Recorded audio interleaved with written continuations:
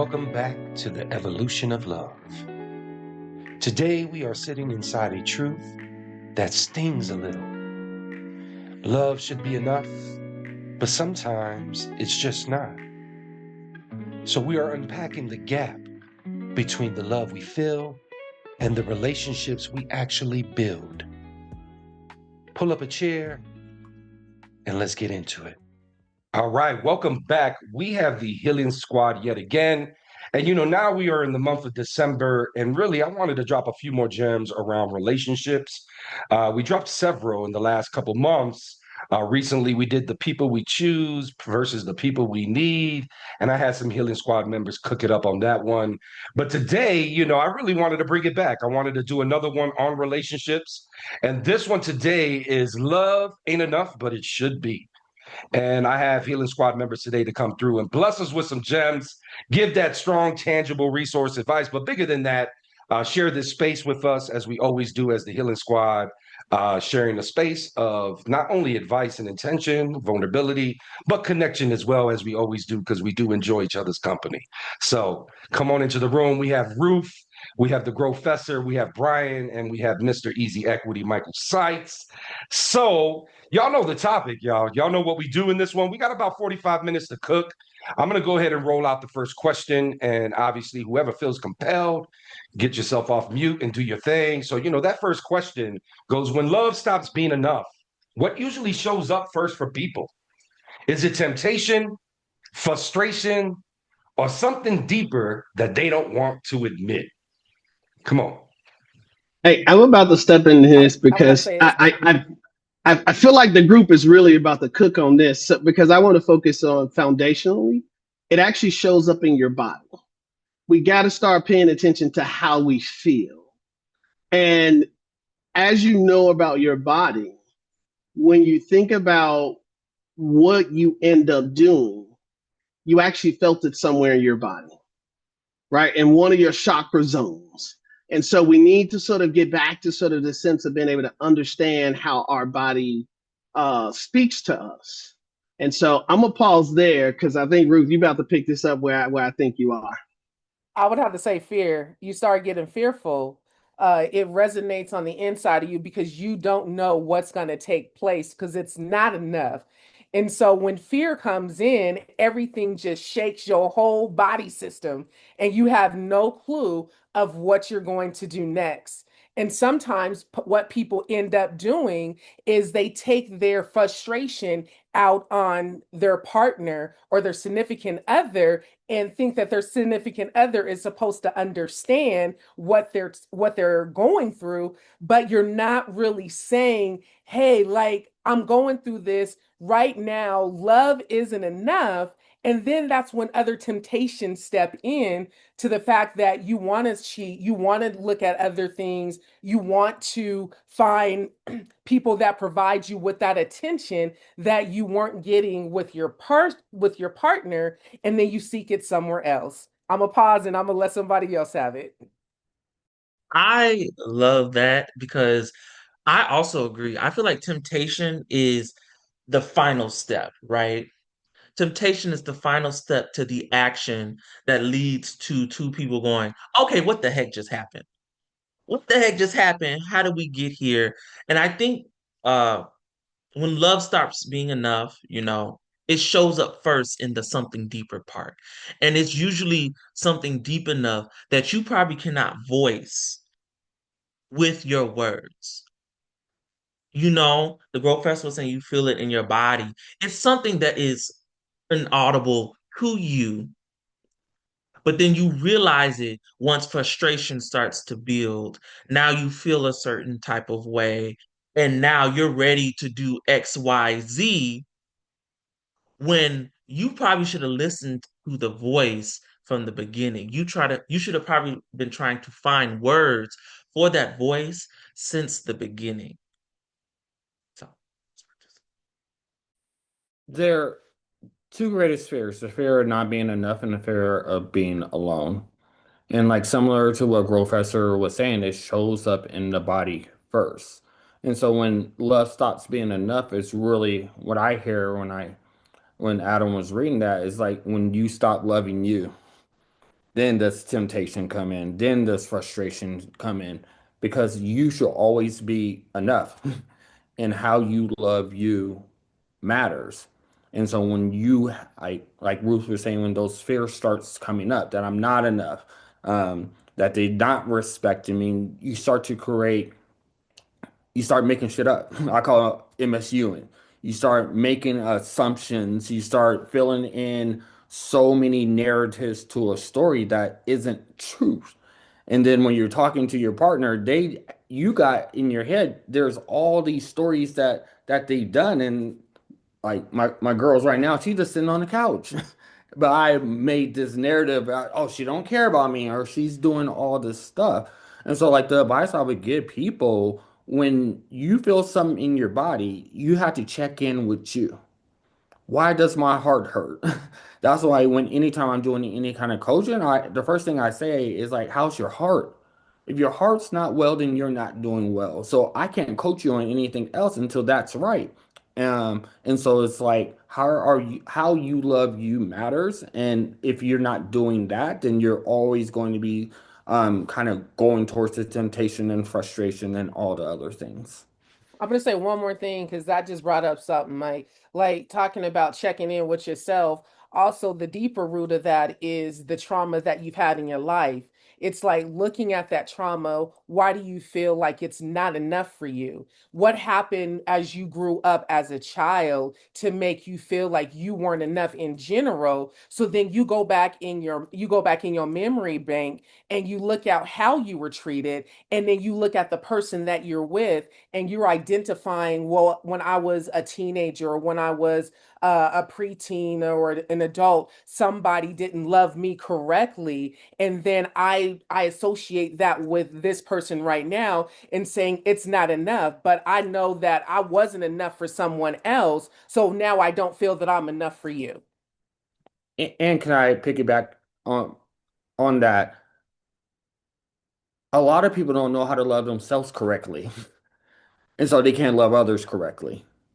And so once again, how you treat you matters. Being able to slow down and move at the speed of self-compassion and love versus moving at the speed of light, which I call the speed of self-destruction. Sometimes, like Professor talks a lot about this, is deconditioning. Sometimes we think taking care of ourselves is selfish. And so we don't take care of ourselves. We don't love ourselves correctly. And then we expect other people to love us better than how we love our own selves. And with that, you don't even know if it's right or wrong because you don't even know how to love you. But you're somehow your partner might be doing something wrong. And so if you can't slow down to, in a sense, check in with yourself, check in with your mind, body, and spirit, and ground yourself and explore who you are and how you like to be treated and how you treat yourself, you can't expect somebody else to love you the right way when you don't even know what's correct to begin with. If we go back to this question at hand, when love stops being enough, what usually shows up for people? Our thoughts can betray us, which we've all just talked about. Our body has always been truthful with us.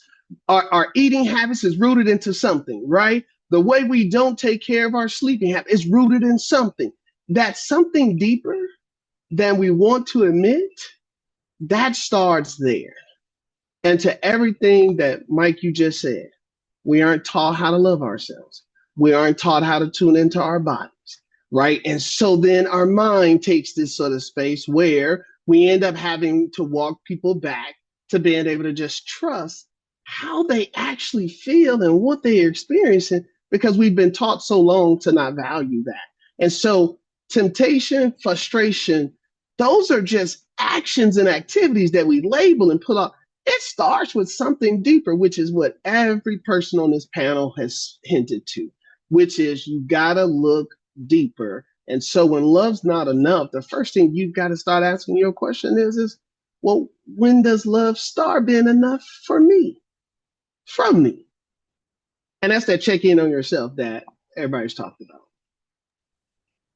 I love all of that, y'all. It makes me think when I think of this question, I kind of almost think of it visually because y'all killed it in so many ways. So I feel like there's no words I can put on it. The visual piece is I kind of look at it as what shows up is an empty, dark room, and all you can see is the exit sign illuminating because it's easy to exit. It's so easy to exit. It's so easy to be like, bro, let me start packing up my shit.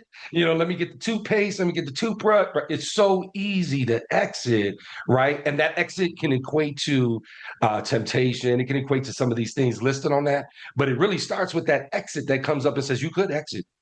Your nervous system say, you could exit. Like, you don't have to stay here. You could exit. If you exit, it'll probably be really quick too, right? That whole exit routine. Go ahead. Come on. Can I say one more thing? Because Professor Yeah. brought this up. That the advice I would give people when you notice that there's temptation, frustration, or you're short tempered, like those are symptoms of something that's Mm, deeper. And so a lot of times we don't know that we're in the midst of it until we're in the midst of it. But I would tell people when you have those temptations and things like that, that's signs that you should probably be checking in with you. mm. Because if you're trying to solve for frustration or temptation, that's like um, giving somebody a tissue when they have a cold. You got to get to the root cause. And a lot of times people in relationships are solving for symptoms and not the root cause. And that's why they be trying to hit the exit sign. Come on, Michael. Come on.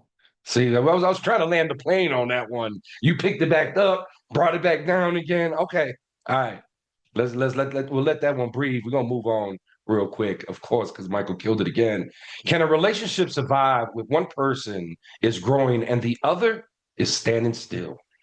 Or does love eventually get crushed under the weight of different maturity levels?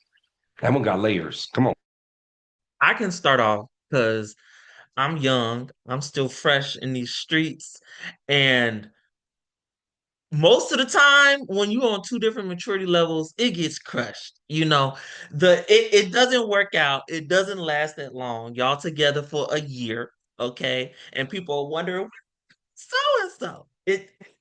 That's what usually happens. But I think that when you are on two different maturity levels, the more mature person is always kind of reaching down. Because when someone is immature, a lot of times they're battling a demon that the mature person is free from. And the only way to help that person through this uncomfortable stage is to reach down and pull them up. And that can be a lot for people. A lot of people sometimes are not vulnerable enough to set aside their own traumas, to be honest and say, I feel this way because of some irrational fear. And especially when you're young, people aren't going to do that unless you have a therapist. This is just not happening. So I think for me, this gets back into the things we're not taught. The notion that we have to be on the exact same step at the exact same time. It's fool's gold. Everybody was raised in a different rubric. So in a relationship, you have your independence because it's sovereign, but what you're building together is a blending of that. So you are this thing that somebody else may see as immaturity may not even be anything related to maturity at all. It just may be something that they just haven't been exposed to, or in their mind, what grown man should play video games? A grown man who decides to play video games. That's who, right? That it's there. This question, on a whole, presumes that there's this rightness or this I am much mature than you. Because to me, if you're of that much maturity level and you walk away from somebody who's immature and you don't do that in a mature way, you ain't mature, my friend. And so there's a part of this conversation that to me is there's a lot of ego in it. There's a lot of presumption in it because we will never be at the same maturity level. I've never met my dad. My wife has lost her dad. My wife is currently experiencing her mom going through dementia. My mom isn't going through dementia at the moment, but we're still caring for her in a different way, right? We're bonus parents to each other kids. We're learning. There's not this sense of, and we struggle with this as a married couple, it's sometimes coming to the place feeling like somebody should know something. Togetherness is about us growing and helping each other out and being along the journey so that if I'm immature here, it doesn't mean I'm not mature over here. Consider me as a whole and not a pin at any one moment. And so this question looks at this from a sense of if you ain't on my level, I got to go to that exit sign. This question right here is that flashing dark room exit sign. And it's the easy button because it's easy to tell somebody that, well, you ain't as mature as I am, so I want to walk away. And we have to give somebody respect for saying they don't want to be with us. But you don't have to say it's based on my maturity level. It is something deeper, and we don't know how to communicate it. And this question right here is us not knowing how to communicate our own shit in the context of creating new shit with somebody else that's actually going to be a blend of both of our shit. And so we got to sort of understand that we ain't been given no tools for none of that shit at all. My guys, like, Brian, when you said you young and out here in the street, bro, I'm 48 and I feel like I'm still out here in the street of learning how to do all of these things right now. So, bro, these streets is still streeting out here. Streets are still streeting. That I love that girl. Um, because maturity is a perception in somebody else's reality. And so, like, once again, like, if you know how to love you, you know how to take care of you, you're not shackled in other people's reality. So my maturity is based upon what I see I am versus what you think I am. So I'm not worried about your stuff. And here's the thing, regardless of where we start, two-parent home, one-parent home, no parent home, when you're in a relationship, it's about the journey. So I'm kind of looking at this question, are you willing to walk? Or do you and like Coach was saying, trying to get Ruth to walk on the cold. Are you willing to walk in the cold? You willing to walk when it's hot? You willing to walk when it's dark? If you're willing to walk, we can move towards something. But if I'm walking and you trying to stand still, then we don't have a chance to be something that we're destined to be because kind of like Brian said, now I'm dragging you to try to so we can try to grow. That's going to produce exhaustion. And my girl Dom, she said something the other day, like she was working through some stuff and she's like kind of worried about like, am I too much? Is this too much? And I was like, babe, the cool thing about you is you're always working through some stuff that tells me that you're always becoming better. That's the beauty of everything. It's not about, oh, you got this trauma, this trauma, this trauma. Are you working through it? As long as you're working through it, we have the chance to be something else. If you don't work through it, we have no chance to grow. Period. So I tell people, are you willing to be a fool? A fool doesn't have experience when he first tries something. You have to be vulnerable. You have to try something new. You're going to look foolish. You're going to fall down, but you only have to be a fool once when you're trying something new because the second time you're better, the third time you're better, and when you're doing it over 100 times, now you're starting to master and you become an expert. You only get to do your first day once. And so are you willing to be uncomfortable with being, are, are you willing to be uncomfortable with trying something new? And so I will try to bring it in. This question was a little hard for me. I had to wait a minute for this one. I would have to say love does it still exists. And I say that and I love Professor what you said because the fact is everybody is on a different level when they come together to be with each other. You're on a different level, whether it's you came from a two-parent household, you know what love looks like. You were a foster child, you don't know what that looks like. You come from a one-parent home, you don't know what that looks like. So each person can take their life experiences and bring it together. The one person that's standing still, I'm not going to let you fall. I'm going to do my very best to give you some type of guidance of things that I have learned over the years of this adulting life that you may have missed, that you didn't get the opportunity to see how love can prevail and it doesn't have to get crushed. This life will weigh us down every single day. But if two people can come together and they can be able to meet each other where they're at and check in and say, I'm not where you're at right now, but I want to be able to see you eye to eye in this moment. How can we work together to build each other up? Yo, that was fire. And if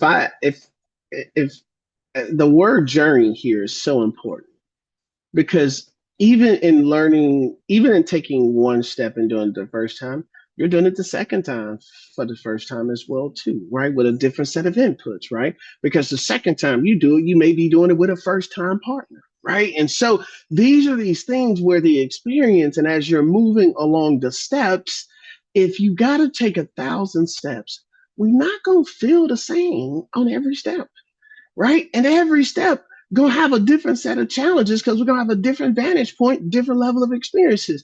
And something, Mike, that you talked about that was so beautiful, which was I'm always working on my stuff.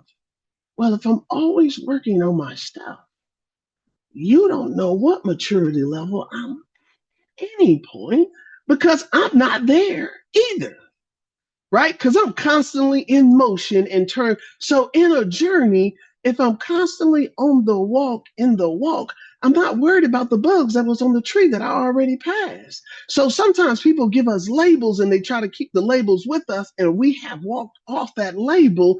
And so part of this question also sort of gets us into, well, wait a minute. At what point are you making this definition from? And the moment they say, well, remember that time, we should just walk away. I'm gonna stop right here because I was about to go for it, but I'm gonna stop. Can I add one more thing? I know I'm being super chatty today. I want Uh, to add too, because I got some.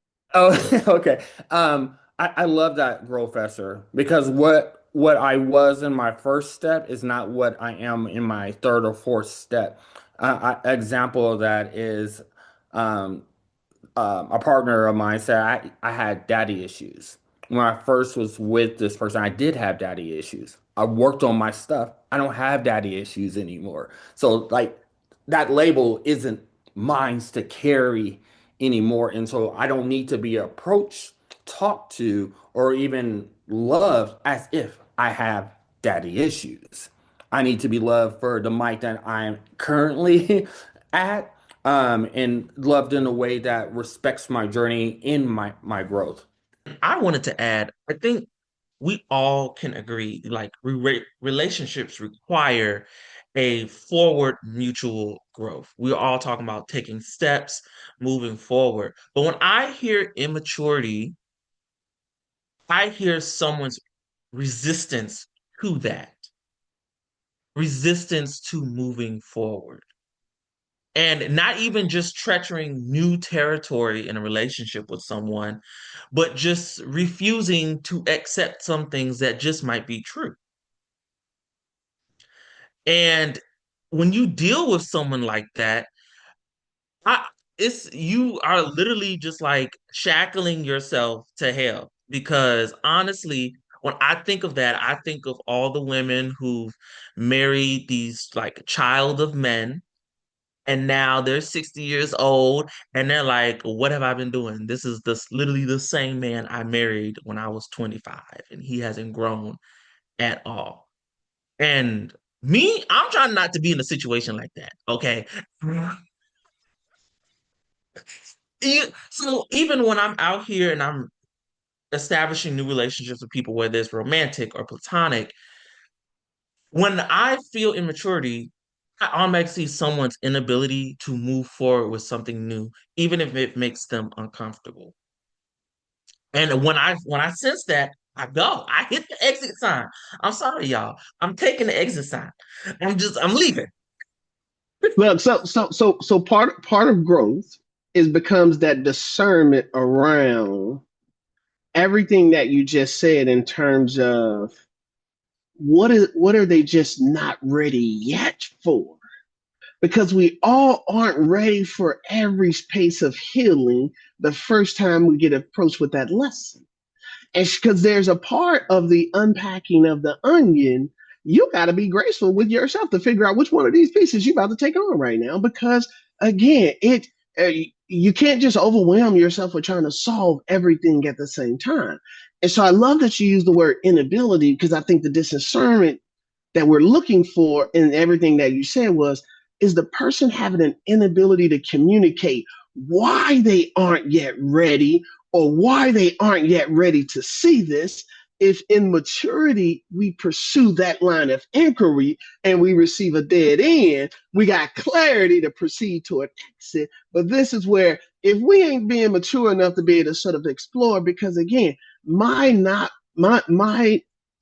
readiness to unpack my trauma, it may be I'm just waiting for somebody who's brave enough to say, I'm going to hold your hand through this because it gets messy. And that also is stuff people judge us for, which is the messiness of healing. So, Brian, for everything that you said in this sort of dynamic here, that growth becomes you leaning into the spirit of inquiry to make sure that there's a dead end. And that person will give you the dead end when you're just asking basic questions, but you want to understand. But at least let's just give us all some grace to understand healing ain't easy. And you do want somebody, which is why we've created the healing table and why this is called a healing squad and why coach is the perfect question.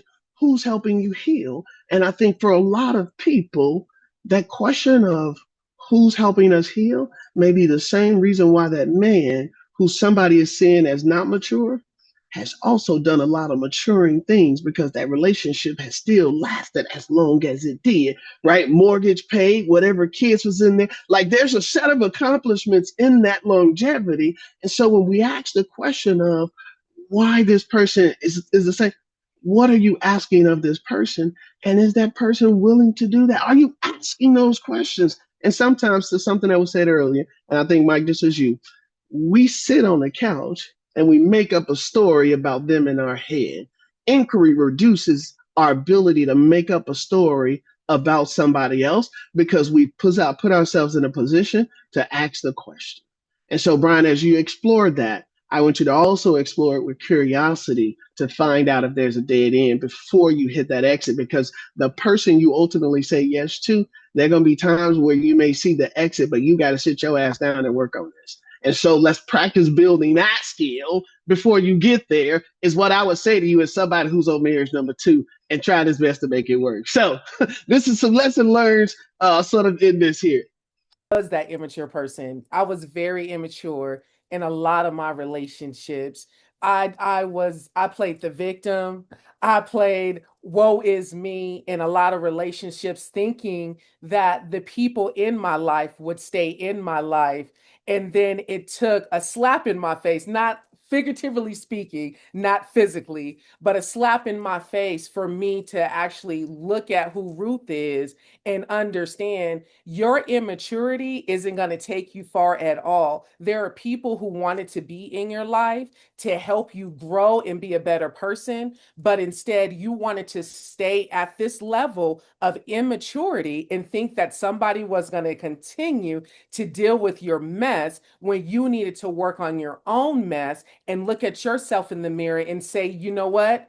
It's time to grow up. When are you ready to grow up? And growing up happened for me almost 8 months ago. I actually grew up in all the chaos, all the mess that I've been through because when I look back and I reflect on the immature person that I am back then and looking at the person where I'm at now, I say, man, it had to have been done for me to get to this point.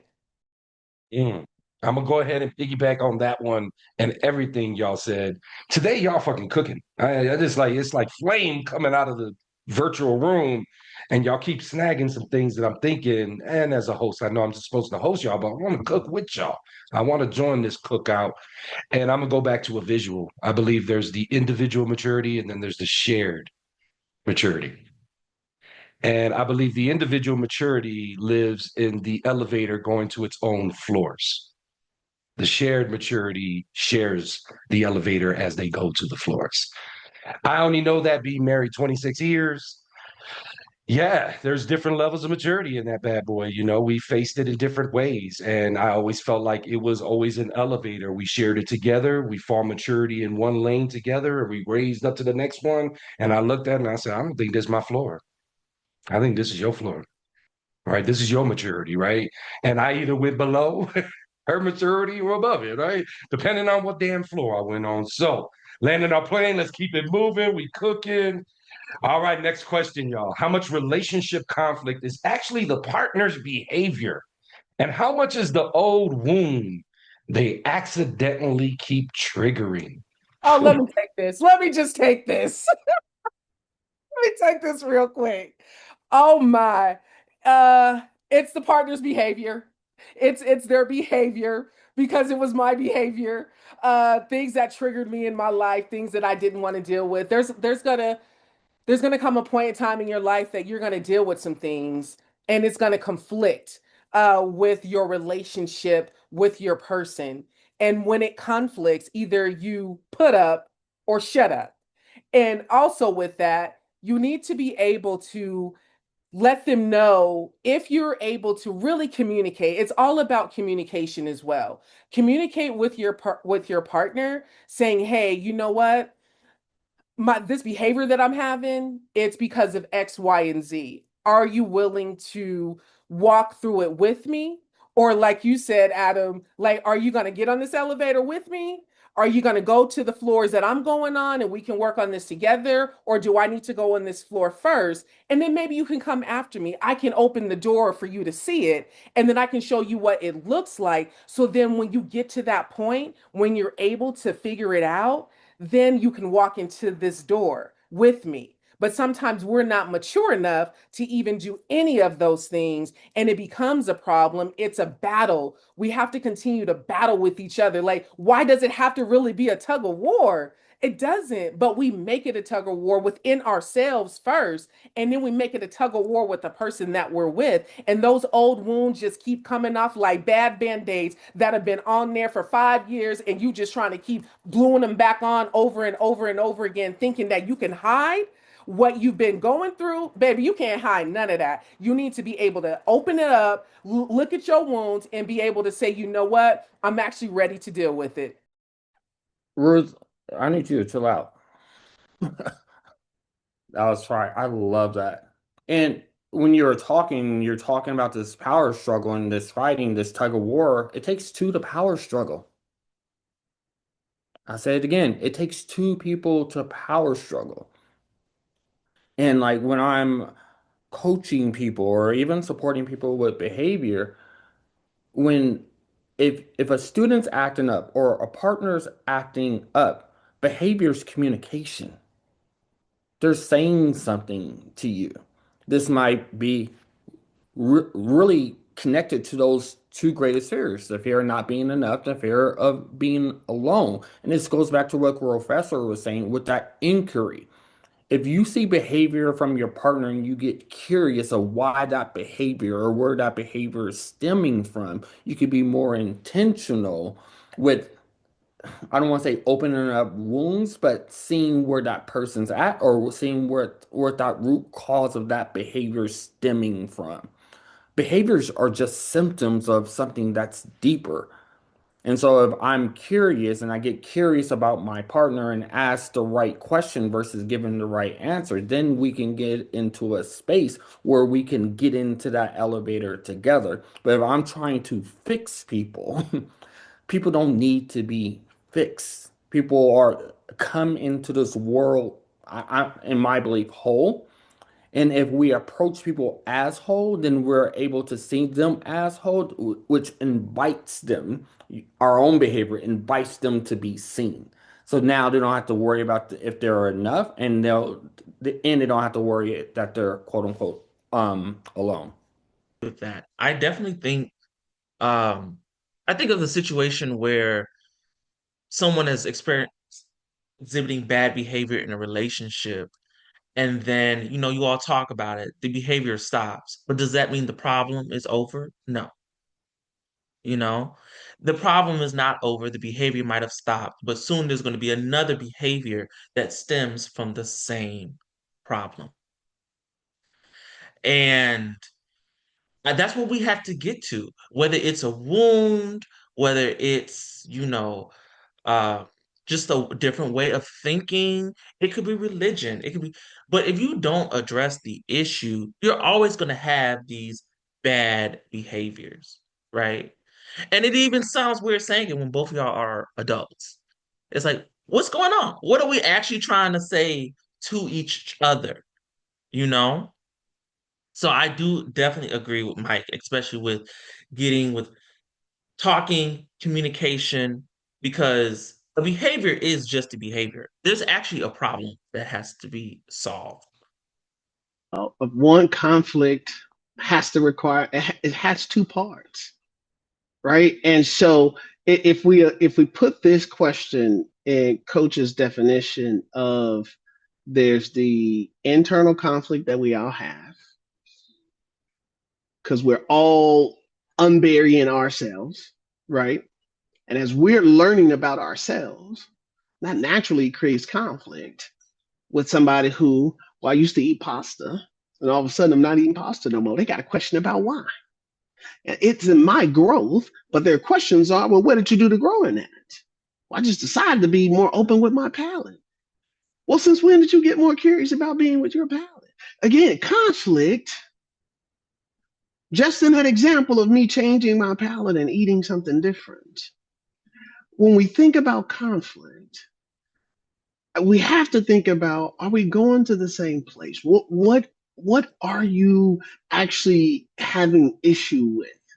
Because sometimes a partner's behavior, for instance, if I think about me being a cannabis connoisseur of sacred herb, my wife is not a partaker of said thing.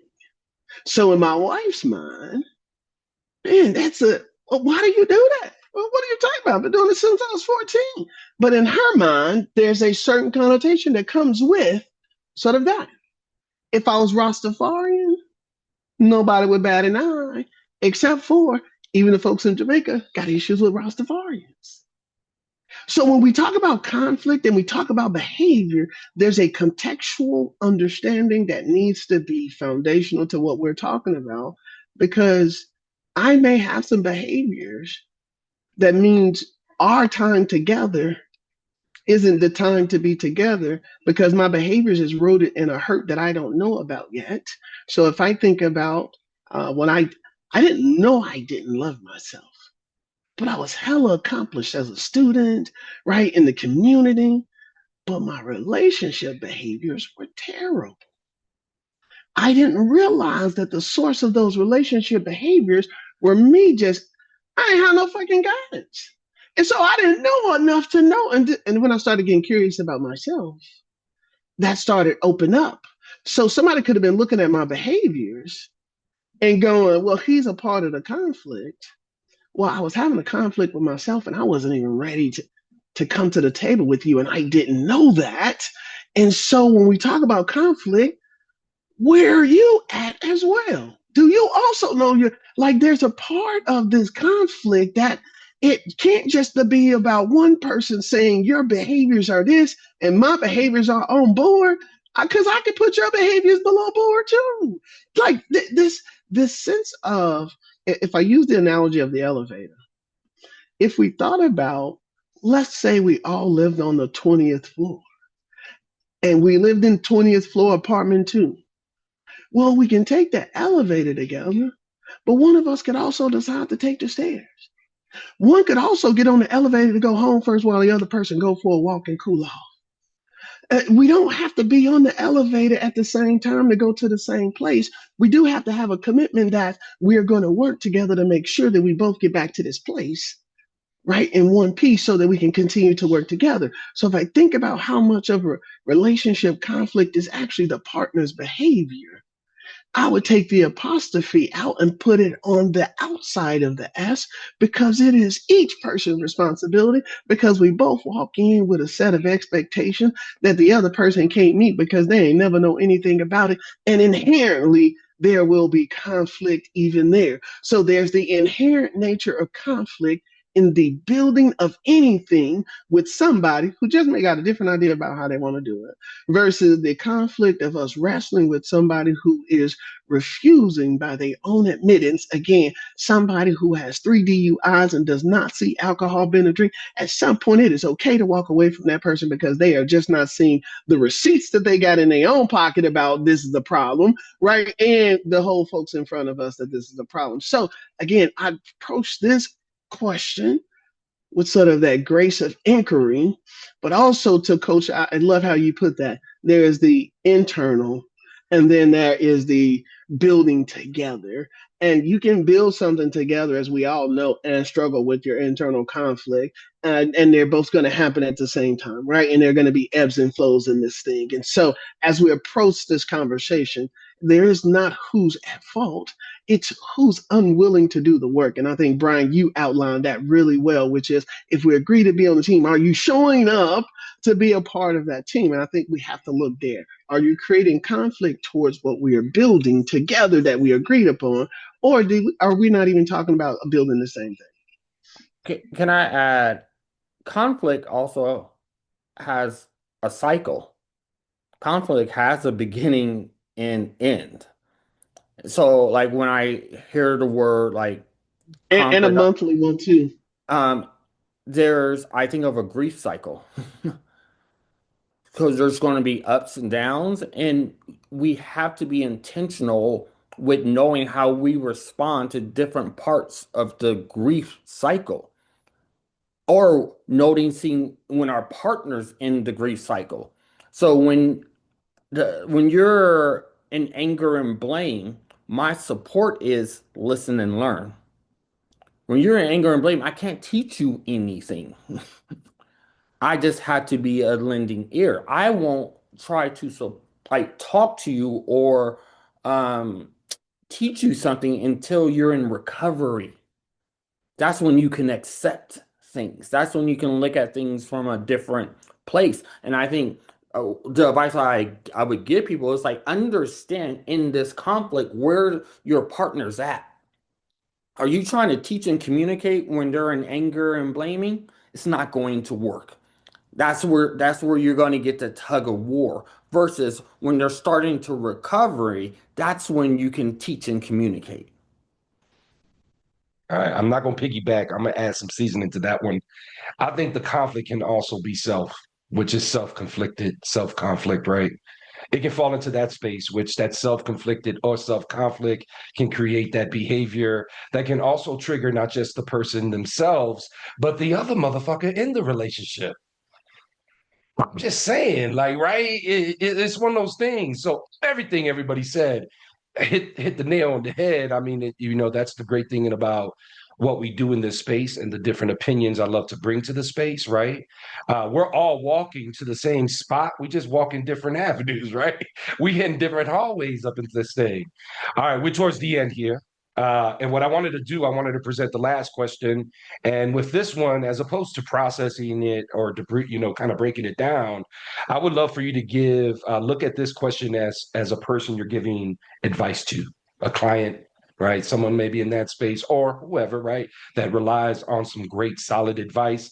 As you know, we always try to do the tangible resources. So this is our tangible resources part of this segment. I'll go ahead and populate the question in the chat so you can check it out. But the question goes, when two people love each other, but their values or daily habits do not match, is love enough to close the gap? Or does alignment matter more than affection? That was deep. I know. I know.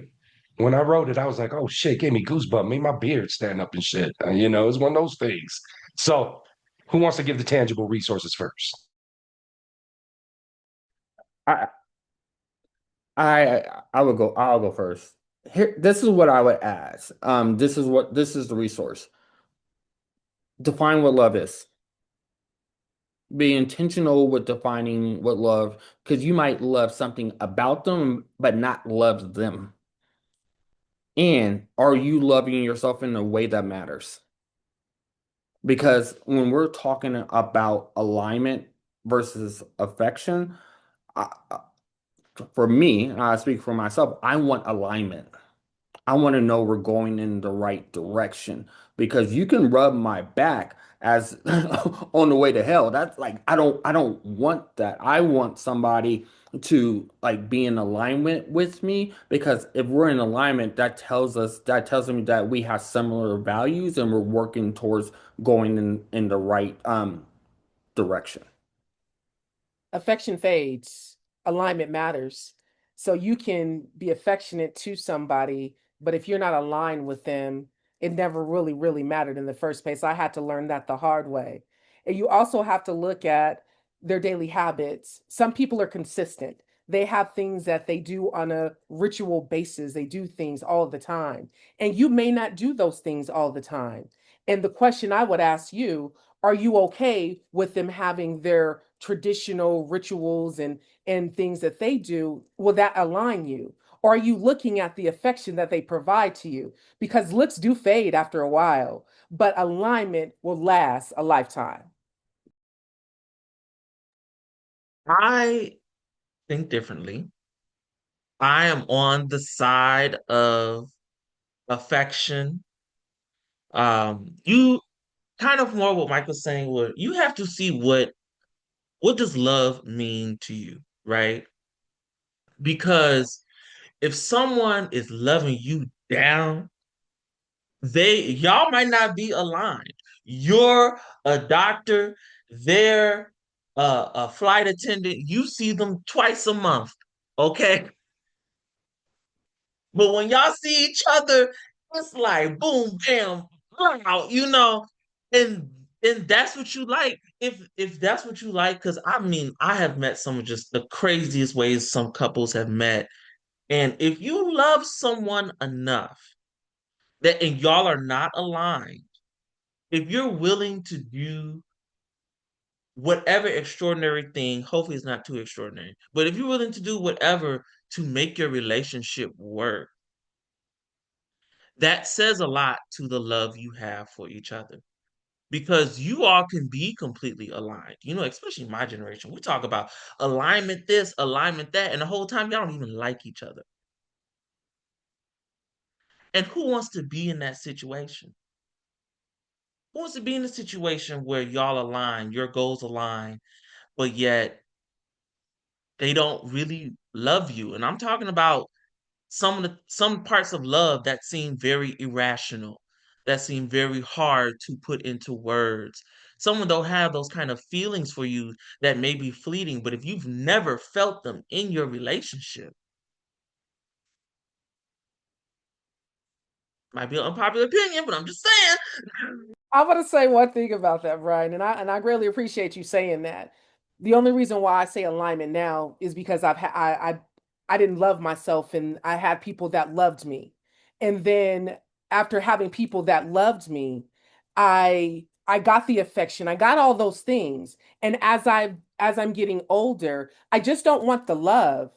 I want the alignment to go with the love that you have to offer me, because sometimes loving is not enough. Loving, I have to love me, continue to pour into my cup, and you can love you, and we can love each other. But there comes a point in time that you want somebody to align with you as well. You want to, you're not going to align with everything, and that's okay. But the thing is, love is great. Alignment is better.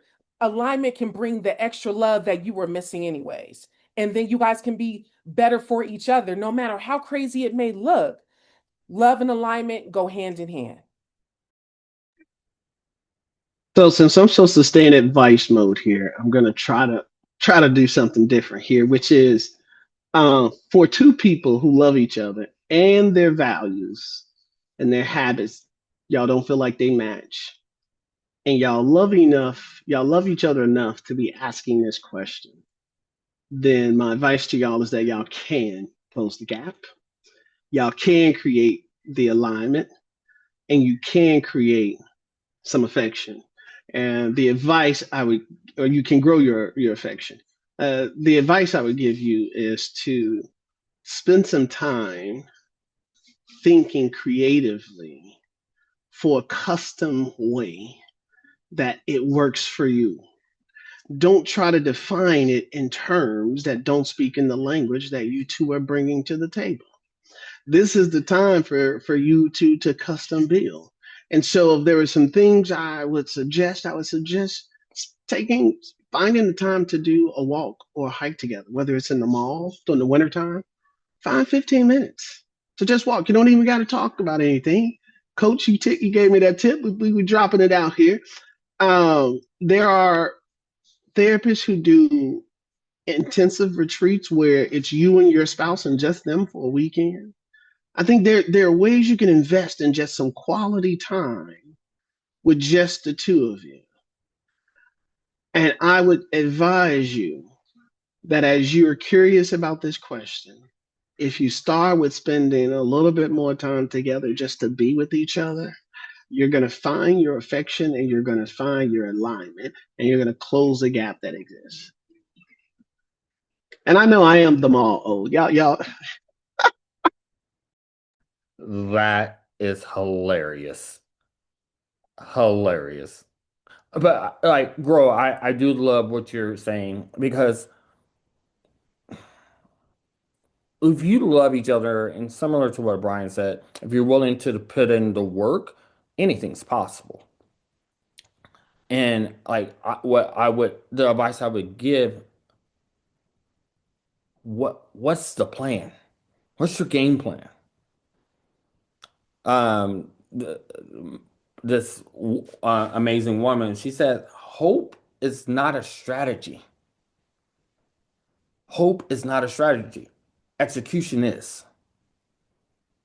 And so, like, what are you going to execute in a way to make sure you can close that gap? Because what gaps need to be closed? How are you going to close it? And I'm not saying you have to be super technical and tactical, but if you want something to grow, like a flower, you have to water it. You have to be intentional of what you're going to work on in order to close that gap. I And if actually I love could this just say, question. Oh, if I could Come just on. say, even with all, I love that you talked about growing plants. Just, I got some plants that are over here about to die, and I'm going, bro, like, what are we doing here? And so, Hmm. like, when you talk about even with intention, I'm looking at some of these plants, like, yo, I'm so straight loving you, bro. I'm like TLC, like, what we doing? And you seeing that struggle. So when we talk about you got to pour something into it, you also got to be continuously curious about what you're pouring in and why. I'm gonna put that there because, Coach, I know you was coming. Come on, Brian. Bring us home, Brian. yes. I was going to say, this question, if you are not in the right mindset, this could be like a very challenging question. But if you love someone and you're trying to close the gap, it's not about compromising, it's about collaborating. This is when y'all can be creative and finding ways to make your love work in such a unique way that you tell somebody and they go, "What? I love like that? You do what?" It- this is the opportunity for that. Love that, Look, he y'all. went from being out in these streets to confessing his love. And I would like to say also, when I look at this question, to me, it really is a great representation of the first 10 years of a marriage. I mean, it really is, y'all, right? And then that first 10 years passes and you enter your 15, and this is where my theory of evolution of love happens, right? Where you start to evolve and you start to do things because obviously for me with alignment and love, I have them both with my misses, but I couldn't say every year we had them both. And we've been going for 26, right? And one year it might be full alignment of her future and her plans, alignment of my future and my plans, right? And love is there, but maybe the affection isn't the abundance thing, right? It's more of the alignment of vision and future and children and raising and all that other stuff. But then I think there's to Brian's point, and I understood why he leaned on this one.